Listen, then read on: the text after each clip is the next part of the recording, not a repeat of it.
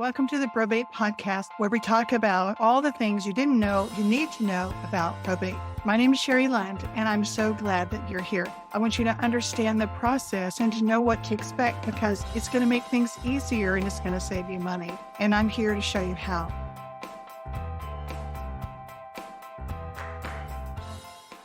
So welcome to the Probate Podcast. I'm so glad that you're here, and I'm excited for you to meet Cassy Eriksson. She's my guest today. You're going to want to pull out a pen and paper and get your favorite beverage because not only are you going to enjoy meeting Cassy and finding out what she does, you're going to learn a lot. We've got a lot mapped out for our conversation today. Cassy, thank you so much for joining me. I'm glad to have a little bit of your morning this morning. Thank you. It's good to be here. So let me tell you a little bit about Cassy. Cassy created Seamless Senior Transitions in 2017 in honor of her father's journey with dementia. She serves as a Senior Housing Navigator, and she helps families find the best possible residential senior care for their loved ones' current and future needs. She helps families from Cypress to Willis, and that includes everything in between, Tomball, Magnolia, Spring. Do you do a little bit of Houston also? A little bit of Northwest. Yeah. And Conroe, that whole northwest part of Houston. If you're looking for assisted living, memory care, or perhaps still trying to figure out the best path forward for your loved one, think about Cassy. She helps families when a loved one is in the hospital or rehab and they can't go home. When a person has cognitive diagnosis and won't be able to live on their own for much longer. When a husband and a wife both need care and absolutely want to stay together. And when a move isn't the next step in the journey, but the family is planning ahead and lining up resources to help them at home a little bit longer. Cassy is a native Oregonian and graduated from Oregon State University. Go Beavers. She and her husband had careers in oil and gas. It took Cassy and her family all around the world, and now they've made their home in the Woodlands. They raised their son and their 2 dogs and a cat here. So Cassy, I'm so glad our paths crossed. Cassy and I met at a caregiver conference in the Woodlands. Interfaith of the Woodlands has a conference twice a year for caregivers. We were both vendors there, and so we've gotten to meet each other a little bit since then, and I'm so glad our paths have crossed. Me too. I was so excited the first time I met you, and it's just been a joy to know you and to see what you do with the people you serve. It's incredible. Yeah. It's fun when you meet someone and you just click with them right from the get-go. So if we met for the first time and I said, Cassy, who are you as a person? What would you say? I would probably start by saying that I live in the suburbs, but I'm a country girl. Every chance we get, we head out to our property out in East Texas in the Woodville area and just absolutely love being out in nature, preferably when it's a little cooler than it is today, but I'll take it just about any day. So I love being out with my family out in nature. And then tell me a little bit about the Seamless Senior Transitions. What is that? So Seamless Senior Transitions is my effort to help people to choose the right senior living for their loved one. For me, my client is always the elderly person. However, the person I interact with is usually a family member. And I just want to help support that decision process. For a long time, I thought of myself as an advocate. And I realized that people usually have plenty of advocates, and what they need is really strong decision support. I had some time as a corporate trainer. Education, teaching people is a key part of who I am. So I try to not just say, oh, here's 3 good places, pick one of them. I try to really break it down, help people understand all the components of what's going into the decision and make their own best decision with the information and tools that I provide. It started back in 2017 after I was pretty far down the path of my dad's journey with dementia. I wasn't pleased with any of the resources I found. I'd worked with one of those online companies quite by accident, and I just wanted to help people to get the help that I knew they needed for finding care for their loved ones. Yeah, so you said a couple of things there. The online companies, we're not going to name any names, but I've heard that a lot. And prior to getting in this industry, that was, you don't know what you don't know. Right. And if both of my parents passed away more than 30 years ago. So I don't have the opportunity to learn this way, but I do want people to learn about it. But if I were in that situation, one of the first things I would do would be to Google and see what comes up. So it's a natural, easy thing to do. And so one of the reasons I want to have you on the podcast is because it's real easy to trip onto those sites and then you get sucked in and then you're limited. And it's hard to understand that unless you've been on a podcast like this. So can you talk a little bit about the online experience and how what you do is different from that? So when I was going through it with my dad, I jokingly say that I Aaron Brockovich the situation, had a career in the legal field. And so I was like, don't worry, I got this. I'm going to go online and see what information I could find. A, I didn't even know what search terms to use. I didn't know what I didn't know. B, I felt like some of the websites that I landed on were a bit deceptive. I knew that I was entering into something when I provided my name, email address, and phone number to one of those sites to try to get information. But I thought it was like a gateway to continuing legal research. I didn't realize that it was a representation agreement. That was on me. But what I will say is when you are stressed, when you're upset, when mom or dad's in the hospital, that's not a period of time when we're all thinking the best. So I accidentally ended up in a relationship with one of those online providers. I look back every now and then at what they sent me now that I'm a professional. And they sent me, it was just like a smattering of things. It was all different levels of care geographically. It was within a 30-mile radius. I needed places within a 2-mile radius where my Aunt Joyce could visit without having to go on the freeway to visit my dad because she's not a freeway driver. So when you think about it, that's the kind of stuff that you could tell a person and they would take into consideration and they would help you based on that information. But online, they just sent me a smattering of things. I was shell-shocked. I went and toured a bunch of places. Some were okay, most weren't. There was no consideration given to my specific situation and my dad's specific situation. I just wanted to do better for my people. And I think that when you get to know somebody, you get to know what their needs, desires, just get to know them even a little bit, you're going to do better than that. For sure. In that situation, I would feel like you're not listening to me. You're not hearing me. There's no way I would put my mom here, but you're not talking to anyone in particular, right? You're talking just to a cloud that sent you wrong information. I'm curious, how long was that agreement that they sent you? So they owned me Wow. me and my dad for 3 years, I believe. Oh, So wow. nobody else could help us. Nobody else could negotiate for us, take us around to places because I had entered my name and phone number on there. I had really just kind of signed our rights away. And they don't tell you that. It's really hurtful to think. It feels predatory to me. It is. It And absolutely is. yeah, and People. I try not to speak negatively, but it just doesn't feel like what I want to provide for my people. Right. And so that's why you're here. That was the impetus to bring you here. 100%. I thought I can do better than that. And of course, you know where I started, right? I just told you when I started, I didn't know anything. So I had to get a whole bunch of education and go through a lot before I was ready to help families. So that's why there was a bit of a gap in between when I wanted to help families and then when I actually started helping families. Right.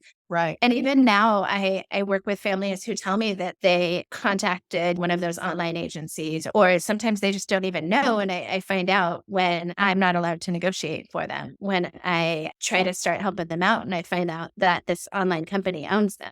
Tell us a bit about some of the training that you have. What did you do to prepare for this position? So the thing I did that I think was the most valuable is I became a Texas certified assisted living manager. So I could go and work as an executive director at one of the facilities that I go and tour. That's not what I'm going to do, but it helps me to understand what the guidelines and regulations are and to know what conditions separate people from maybe being appropriate for one type of living and not the next, because there are very specific rules that are set out for what people need to be able to do to qualify for a certain level of care. For instance, if they're not able to stand and pivot, that limits where we can go. If they have certain other issues, that limits where we can go. And then furthermore, sometimes I'll be working with a facility, with a family, and they'll say, oh, we can't do that. The state won't let us. And I know exactly what regulation they're pointing to. And I know that they are interpreting it a certain way. I think because I do have a legal background, there's some times when you're following the letter of the law, and there's sometimes when you're following the spirit. And in this case, people took the spirit their own direction, and they're welcome to do that. However, we need to find the community that matches with the family so that their preferences are met. Wow. Yeah, that was the primary education for me. I also became a certified senior advisor, which is just a really broad education about senior health issues, financing issues, Medicare, Medicaid, VA, an introduction to a lot of the issues that are facing seniors. The thing that I took away from that probably the most was a lot of the psychological issues that are affecting seniors when they're in transition. And that's where that particular piece of education has been key for me. And then I'm also a certified dementia practitioner because I think knowing as much as I can about the disease helps me to better advise people on where to go and help as much as I can with ensuring a positive transition. So those are my three main ones. I'm also a certified senior move manager and a certified aging in place advisor. And you volunteer for the Alzheimer's Association. I do, yeah. I'm a community educator for them. It was important to me to be able to give back in that way. So I'm really honored that I get to go out and represent the Alzheimer's Association as well. So you're doing a ton of stuff in the background, and then a family calls and they're at their wits' end. What's your process with them? What do you do to take them from being chaotic and confused and decision overload to narrowing things down to finding the next best place for their person? So we do start with a phone call. It's an opportunity for me to talk with them about what's going on with their loved one, what's going on from a health perspective, what's going on from the perspective of, and here's a keyword. If you got your pen and pencil, you want to write this down. Okay. Activities of daily living and instrumental activities of daily living. The instrumental activities of daily living are things like going to the grocery store, planning a menu, managing money, arranging transportation, that sort of thing. And then there's the more basic activities of daily living, which are things like bathing yourself safely. And safely is the key word there. Dressing, grooming. And my dad, I'll tell you, he had a collection of toothbrushes when I was growing up. He was the most hygienic man I've ever met. However, there came a point in his disease progression that he wasn't brushing his teeth anymore. And that's how it wasn't my only indication, but that was a real big kick in the pants for me. Hey, something is very different with dad. And so just really getting to understand all of those activities of daily living. Because the next thing we do is we start to combine the information that I have from the medical discussion with the information from the activities of daily living discussion to really drill down on what's the most appropriate level, we call it level of care, another keyword for them. So some people, what they need is just a safety net. They maybe need some meals prepared for them, some housekeeping, but they don't need any help with their activities of daily living. And for them, independent living might be appropriate. And of course, there's different styles of independent living, and drilling down to which one is the next step. But once we can target that independent living is appropriate, that's fantastic. Sometimes assisted living is appropriate. And within assisted, there's actually a social model and a care model. When you drive past that place that, is a huge, big, beautiful building, and it's like a cruise ship on land. They've got bingo and every darn activity under the sun. That's more of a social model. And so with that, you're usually going to see additional charges for care. So there's the rent, and then there's the care charge on top of that. And for somebody who can enjoy a social model, that's fantastic.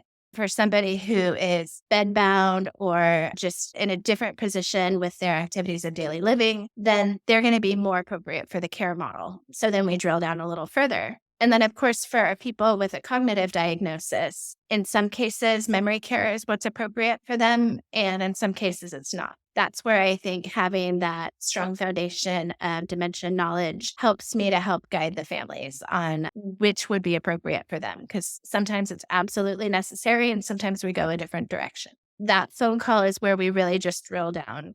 And then usually by the end of that phone call, I've got 3 or 4 places in mind that seem like they'd be a good fit. Of course, we discuss geography as well. So, if the family I'm working with is in Conroe, probably not going to find a place in Cypress. We're going to find a place close to them. So usually by the end of the call, I have a small handful of places in mind where basically any place they choose is probably going to be a good fit. At that point, it's choosing among some pretty good options. I have my proprietary data sheets on each community that I also tailor for each case that I'm working on. There's a lot of information just by having gone into each of these facilities multiple times over years, and also by having clients at each of these places. So I prepare the data sheets, the families and I tour together, usually within a week or so of our first call, but sometimes it's longer, sometimes it's shorter. We tour together.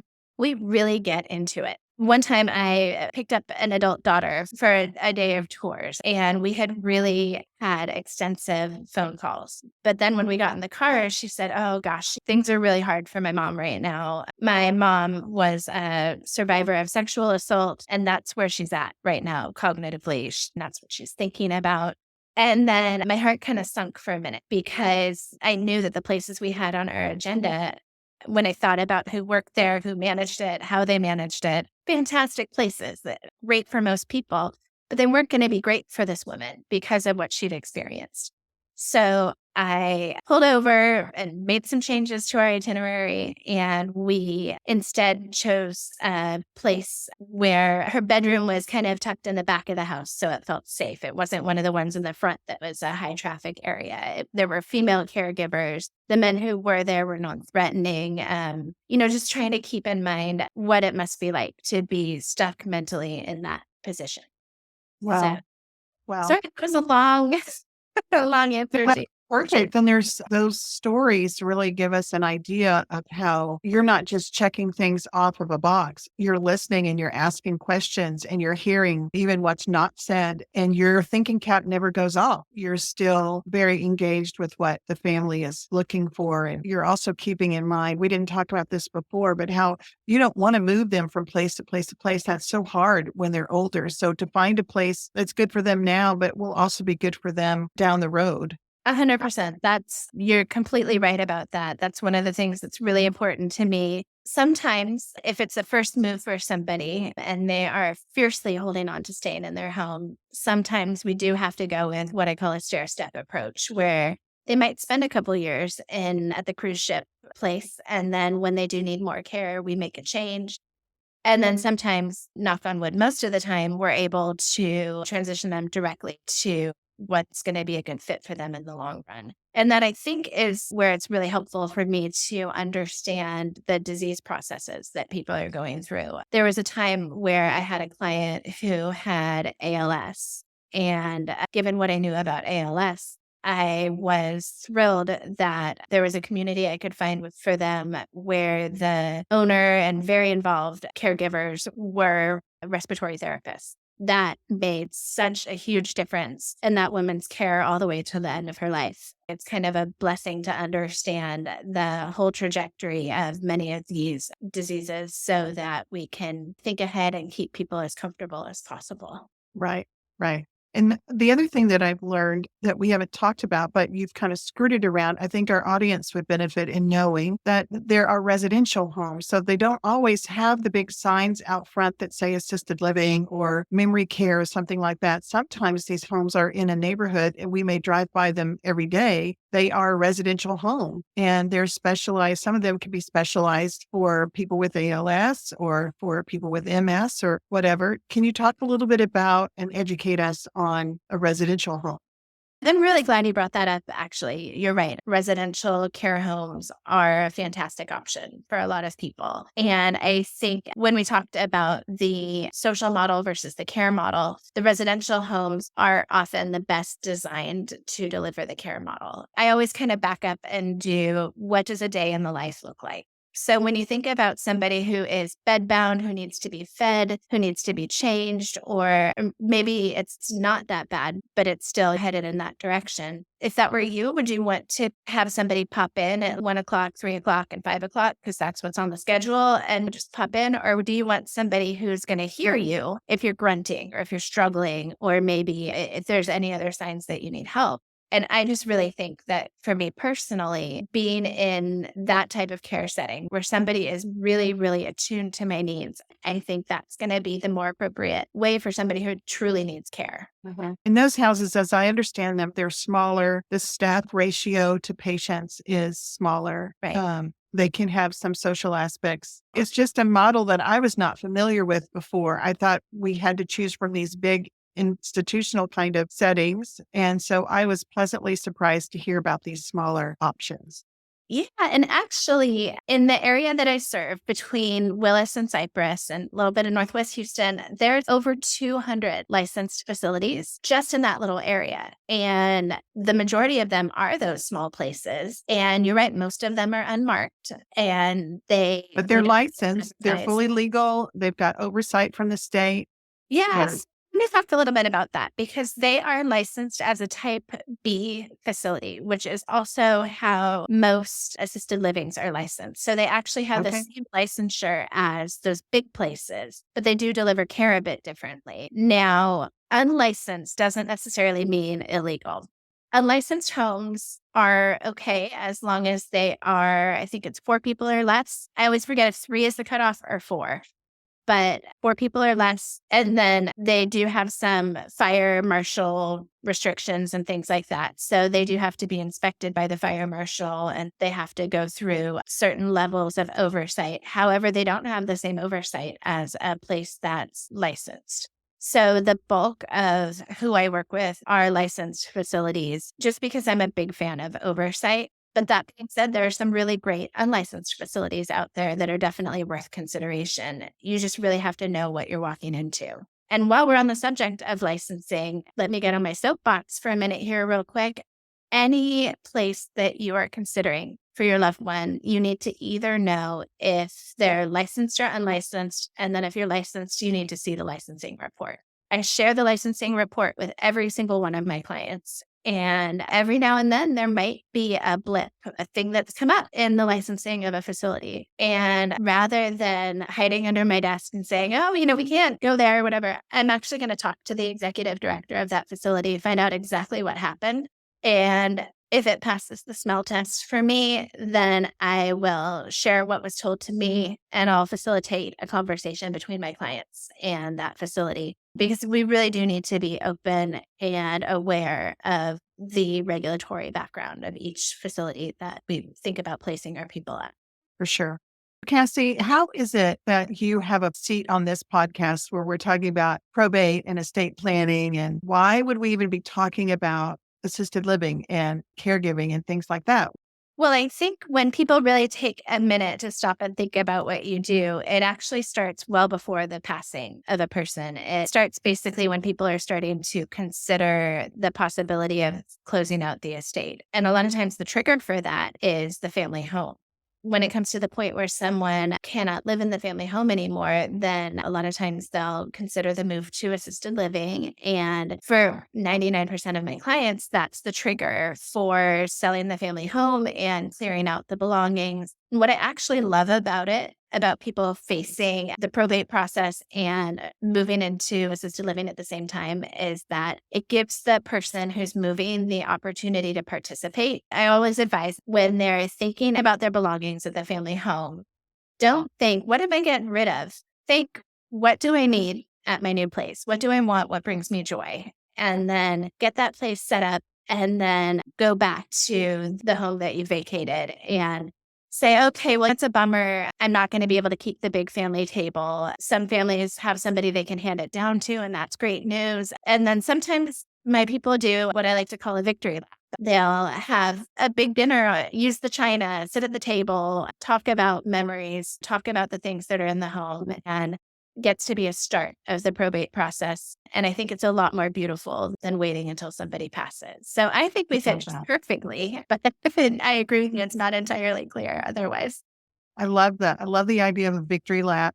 Both of my parents passed away with cancer and over 30 years ago. And I had so many people say, I'm so sorry that you had to deal with cancer. But I remember, and sometimes I would say it, we had this open door to talk about things. And we were able to say things as a family that needed to be said and express things that needed to be expressed and talk about these kinds of things. And so I can see from my experience how by talking about where mom will be safe, and then so what are we going to do with the house and how are we going to pay for her care, but also maybe even open up the doors to talk about, do you have a will? Because those conversations are often not talked about. And what would you want us to do with the pets? And what would you want us to do with the car or whatever? And if you've got time, boy, would I encourage you to take that time and have those challenging conversations. And if you've got the time, you don't have to have it all intense over a 3-day period. You can spread it out a little bit so it's in bite-sized pieces. Yeah, absolutely. I agree fully. When should somebody call you? And then I also am curious about how long from the time someone calls you until you're able to place them somewhere. What does that timeline look like? Sometimes people are hesitant to call me because they don't feel ready. It's just like having a baby or any other big life thing. You're never ready. We're a team and we're going to get through this together. So if you feel like there's a move on the horizon, or if you see some things that you're concerned about and you just want to get your feelers out, call me. We'll talk about it. I love when I can help a family way before the move. There's a lot that I can do to help people be comfortable in their own homes for longer, be safe for longer, and that really means a lot to me. Now, that being said, not everybody is fortunate to be able to plan. So there are times that I'll get a call one day from somebody who says, Mom's in the hospital, she's going to be released tomorrow. And we work that out. I generally know what's available at the places that are worth considering. And if I don't, I can find out real fast, and we're able to get it done within a day if we need to. Wow. Really just reach out and let me know. And kind of another anecdote on that. Somebody reached out to me not too long ago and said, gosh, my mom was fine and now she's not fine. Suddenly her cognition has just taken a nosedive. And my immediate thought whenever I hear about a sudden nosedive in cognition is that we need to get her tested for a urinary tract infection. Now you see why I don't get invited to parties, because I'm always talking about UTIs. But seriously, people don't know that when you reach a certain age, UTIs exhibit differently. And there are a variety of things that can cause what we call pseudo-dementias. And I was able to help this woman who called. I said, why don't you just go get her tested for a UTI and call me back if you still need to? And she called me back a few days later and said, great, his mom had a UTI and we're all better. Imagine if you put your head in the sand and thought, oh gosh, mom's getting worse, she's getting worse. Imagine if it was something just like that you could have cleared up really fast. So there's actually a variety of things that we can do just having that phone call. And the phone call with me is free. I am happy to make anybody's life better. More than happy to take the call and do what I can to help. Yeah. And how do people pay you? They don't. I am paid like a buyer's agent in real estate. Whatever community you choose is the community that pays me. They are used to paying for referrals. It doesn't affect the resident or what they pay in any way. And quite the contrary, it actually saves money by making sure they move to the right place first so they don't have to move twice, because boy, that's expensive and it's unpleasant. And then also, I can also help negotiate on people's behalf. I know some of the areas where we can negotiate. Yeah, What a deal. It's free or cost beneficial to the family, depending on how you look at it. Yeah. So with all of your background, when I was thinking about your bio and your training, your passion, all of that, and your willingness to go the extra mile with families, and then they don't even pay for your services. What a deal. What do people misunderstand about what you do? A lot of people reach out and they say, just give me a list. Give me a list of places. Oh, yeah. Yeah. And I would never. And that's not, it's quite the contrary. Right. I want to know as much as I can so that I can provide a very, very targeted small list of places that will actually be a fit. Because I don't want you to get what I got. Right. I want it to be better for you. Right. I can just imagine the relief that a person would feel. It's a very, very difficult season to be in. If someone is listening right now that is in that situation and they are having to make the decision or feel like it's time to start making this decision, what would you want to say to them to help them take that next step? I would want to acknowledge everything that's going on emotionally, mentally. A lot of times there's grief, there's guilt, there's processing things from a lifetime of being with this person. There's so much that goes into the feelings behind it. I just want to try to give people the comfort of knowing that they are making the best possible decision for their loved one. And of course, I stick around to support them through the whole process because there's going to be other needs down the road. I just always want people to recognize the guilt and the stress and just everything that goes into it and show themselves some grace. I can't even tell you everything that I was feeling when I went through it with my dad. And I'm here and I made it. And I want you to know that you can too. That's powerful. So, Cassy, how can people find you? How do you want them to reach out to you? Are you on social media, website? What do you want? I do have a Facebook page. I also have a website. The best way to contact me is by phone. But if you want to reach out by email, sometimes people want to get a few of their siblings on a conference call. So they'll text me or email me first. That's fine. There's a million ways to reach out. And I just want you to reach out. And I'm just thrilled with whatever way you do it. I have an adult son who is real cute. He drove an hour to take his computer to his mom's house so that she could see the video on my website. Oh, I thought that was real cute. So yeah. And I also try to make my Facebook page really informative for people who are keeping their loved ones at home. I'm not trying to move people just for the sake of moving them. I would love if we could keep people safe at home for as long as possible. So I do try to provide a lot of those resources on my Facebook page. great. Good to know. So we'll have that information, your phone number, and what is your website if someone's listening? My website is seamlessseniortransitions.com. It's all one word. All one word. Okay, perfect. Okay, well, we'll have that in the show notes. And is there anything I should have asked or any closing remarks that you would like to say, Cassy? Well, I think you really know what you're doing. So I can't think of anything to add. I guess I just want people to be left with the understanding that I just really do care. I want to do whatever I can to help. And I welcome the opportunity to speak with you about whatever's going on with your people. Awesome. Thank you so much, Cassy, for your time. Thank you, listener, for coming to the end of this call with us. We appreciate you. Cassy and I joined together in wanting to help you, and we just wish you the best in your journey moving forward. Cassy, thank you again for your time. Thank you, Tim. That's all I have for now. New episodes of the Probate Podcast will come out on Thursdays. I also have a free public support group called Houston Probate Support on Facebook. You don't have to live in the greater Houston area to be a member, but I'd love to have you join me there. I'd love to have you join me on any of these platforms, including this podcast, and I'll share the links of where you can find me in the show notes below. I'm looking forward to us connecting. See you next time, and remember, you matter.